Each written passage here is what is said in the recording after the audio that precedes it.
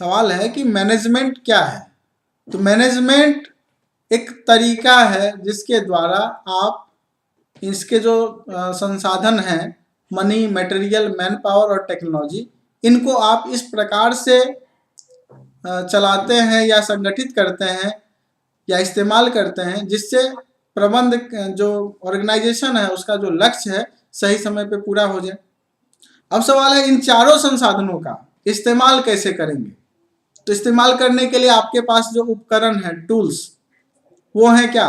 पहला tool planning, दूसरा tool organising, तीसरा स्टाफिंग, चौथा डायरेक्टिंग, डायरेक्शन नहीं देंगे तो काम कैसे होगा, पांचवा एनालाइजिंग, छठा कंट्रोल।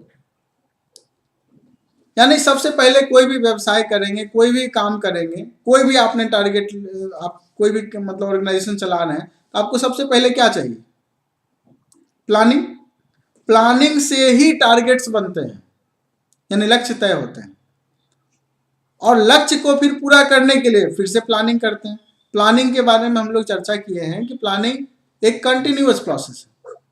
वो ये नहीं कि एक बार प्लानिंग हो गई खत्म, नहीं, कंटिन्यूअस प्रोसेस है। हमेशा आप सबसे पहले प्लान करेंगे कि करना क्या है, फिर वो कैसे करना है उसके लिए प्लान होगी, फिर उसके दरमियान में अनेक तरह के प्लान होंगे। प्लान कंटिन्यूअस है।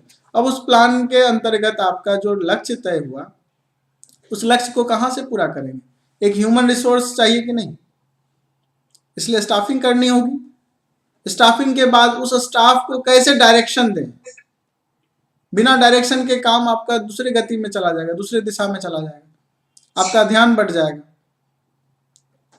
इसलिए डायरेक्टिंग यानी डायरेक्शन बहुत जरूरी है।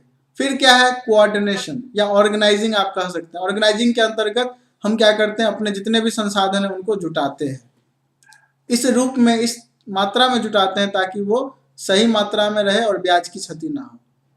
उसके बाद क्या है? कोऑर्डिनेशन। हम इस प्रकार से अपने संसाधनों के बीच में तालमेल बिठाते हैं कि उनके बीच में कोई डिस्प्यूट ना हो, यानी सही मात्रा में सही सामान हमें हमेशा उपलब्ध रहे। जैसे हारमोनियम बजाते हैं, अलग अलग बटन अगर उनके बीच में तालमेल ना रहे, हारमोनी ना रहे, तो फिर ध्वनि सही नहीं हो। हारमोनियम तबला एक साथ बजाते हैं तो उनके बीच में अगर तालमेल ना हो, हारमोनियम अपना बेहतरीन जो है ताल जो है तान देता रहे और तबला अपना बेहतरीन धुन बजाता रहे, तो पता चलेगा कि दोनों का जो मिश्रित ध्वनि आ रहा है वो हम लोग के कान के लिए नुकसानदेह है। तो एक तालमेल होना चाहिए, कौन कब बजेगा, कितना बजेगा, उसका तालमेल होना चाहिए। जैसे आपके और हमारे बीच में तालमेल है, हम बोल रहे हैं जिस रूप में, आप भी उसी रूप में सुन रहे हैं। यदि आप भी तुरंत क्वेश्चन करने लगे, बोलने लगे, तो फिर तालमेल की कमी होगी और जो हमारा लक्ष्य है वो पूरा नहीं हो पाएगा। इसके बाद होता है समय समय पर उस लक्ष्य को एनालाइज करना, उसको एनालाइजिंग कहा जाता है। देखना कितना टारगेट था, कितना अचीव हुआ, समय कितना है और आगे कितना टारगेट रिवाइज करने की जरूरत है, ये सब काम करना। और कंट्रोलिंग, कंट्रोलिंग के अंतर्गत क्या होता है कि एनालाइजिंग के द्वारा जो आउटपुट आए कि कौन कितना काम किया, कम किया या ज्यादा किया, कम करने वाले को पनिशमेंट, ज्यादा करने वाले को रिवार्ड, ये जब होता है तब कहीं जाकर के आप बेहतरीन रूप से प्रबंधकीय क्षमता यही तो है।